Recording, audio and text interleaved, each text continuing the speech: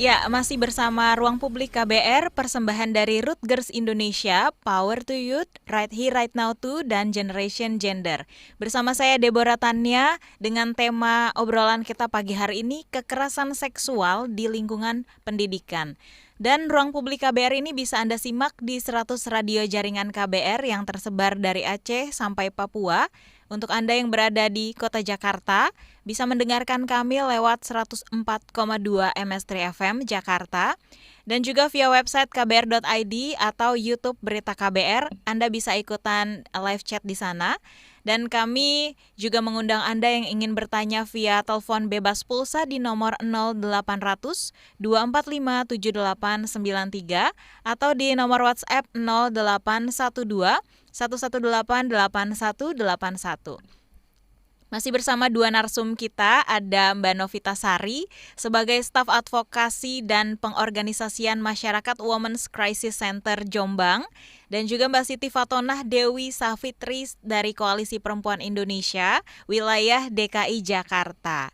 Nah, tadi sebelum kita jeda sudah ada pertanyaan dari Pak Wikan di Bekasi untuk Mbak Siti ya. Aku ulang lagi untuk pertanyaannya. Upaya preventif apa yang bisa dilakukan untuk mencegah kekerasan seksual di lingkungan pendidikan? Dan juga apa peran dan tugas bimbingan akademik di tiap sekolah atau kampus? Silakan Mbak Siti.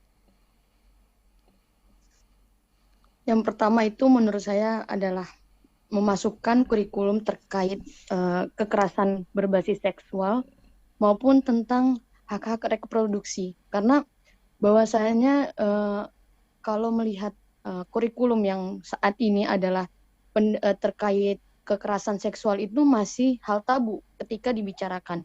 Semisal, eh, kalau kita mengatakan vagina itu ada sebutan kata lain yakni anu atau barangnya perempuan gitu. Kenapa tidak mengatakan dengan sejujurnya vagina atau kata penis? Karena hal ini akan mempengaruhi ketika orang yang melecehkan seksual itu akan mendapat dorongan dari si korban ketika sudah mengetahui bahwa oh ini salah, oh ini vagina, oh ini penis loh gitu, oh ini tidak boleh, oh ini kesehatan reproduksi saya tidak boleh disembarang digunakan oleh siapapun. Kira-kira seperti itu kalau melihat dari preventif pendidikan ya, memasukkan kurikulum terkait KBGS, KBGO maupun reproduksi seksual, kesehatan reproduksi. Nah, terus terkait apa namanya upaya apa pencegahan ya kayak yang kedua itu kalau nggak Iya, salah. betul. Upaya pencegahannya yakni turunan dari Permendikbudristek nomor 30 itu sudah saatnya dari setiap pendidikan maupun sekolah, kampus dan lembaga-lembaga lain itu membuat satgas sehingga ketika ada korban, korban ini nggak bingung gitu loh. Ketika mau melapor, lapor kemana ya? Oh, ke polisi. Enggak kalau ke polisi pasti kan konotasinya sudah berbeda ya, Kak. Ketika kita mau lapor ke polisi, oh, orang ini udah masuk ke kepolisian loh, ini udah nggak baik gitu. Kalau dalam konotasi melihat dari lingkungan sekitar. Akan tetapi kalau misalkan membangun satgas, satgas itu kan akan menyediakan berbagai layanan, akan menawarkan ini akan mau ke psikis, bantuan psikis atau mau bantuan hukum ya. Oh, bantuan psikis kita akan membawa korban ini ke psikiater. Oh, bantuan hukum akan memberikan apa namanya edukasi terlebih dahulu kepada korban, tapi dari keluarganya ya, bahwa kalau misalkan kita membawa jalur hukum, anak ini tidak akan kenapa-napa, anak ini tidak tidak akan mendapatkan apa namanya stereotip yang jelek terhadap pelabelan yang jelek kepada anak ini bahwa oh ini udah jadi aib gitu. Itu tidak benar karena pada saat saya melihatnya, kenapa orang itu malas untuk melapor atau malas untuk menceritakan apa yang telah terjadi pada dirinya karena pertama kebingungan. Yang kedua, mereka ini tidak ada rasa aman dan nyaman ketika untuk melaporkan. Karena balik lagi, tidak adanya satgas. Karena kalau melihat kepolisian pasti akan sudah mendapatkan konotasi yang jelek. Andaikan kalau di setiap pendidikan itu sudah ada satgas, mungkin hal ini atau hal pelecehan seksual sudah akan menjadi apa ya namanya warning sendiri kepada pelaku bahwa wah ini nggak mungkin dong saya akan melakukan pelecehan terus, mungkin ya. Nah, itu salah satunya kalau menurut saya sih, Kak. Oke, terima kasih untuk jawabannya. Buat pertanyaan Pak Wikan dari Mbak Siti, kita ke Mbak Vita dulu nih. Untuk berbicara tentang dampak dan juga resiko dari korban kekerasan seksual ini pada umumnya seperti apa sih, Mbak?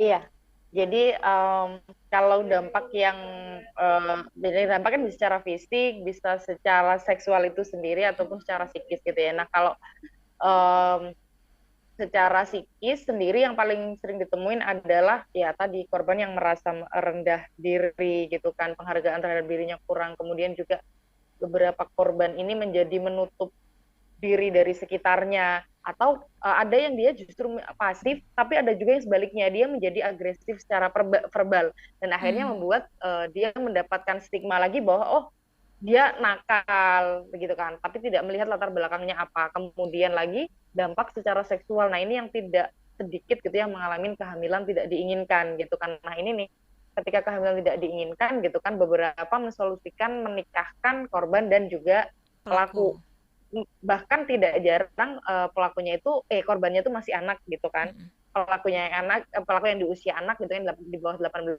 juga ada nah ini disiasati dengan menikahkan gitu kan dimintakan dispensasi nikah ke pengadilan agama bahkan data dispensasi nikah di Kabupaten Jombang ini lumayan tinggi gitu di 2019 itu ada 140 gitu kan kalau nggak salah 145 kemudian di tahun 2020 itu ada 400 sekian kemudian di 2021 itu ada 576 atau 567 gitu pokoknya angka itulah Mm-mm. ini artinya kan dan itu rata-rata rata-rata adalah kehamilan tidak diinginkan apa kekerasan seksual dulu gitu kan yang berdampak pada kehamilan tidak diinginkan nah sebenarnya ini tuh jangka panjangnya adalah kemiskinan Indonesia itu sendiri ketika korban yang dia harusnya masih bisa mengakses pendidikan dia menikah otomatis hak pendidikannya hilang Yeah. hak pendidikan hilang otomatis ketika dia mau bekerja ini juga pekerjaannya tidak bisa yang apa ya saya tidak mau justifikasi Iya. pekerjaan-pekerjaan ini tidak layak gitu ya tapi Iya. pekerjaannya otomatis serabutan gitu ya yang Mm-mm. penghasilannya tidak pasti gitu karena otomatis ini bagaimana dia bisa menghidupi anaknya begitu kan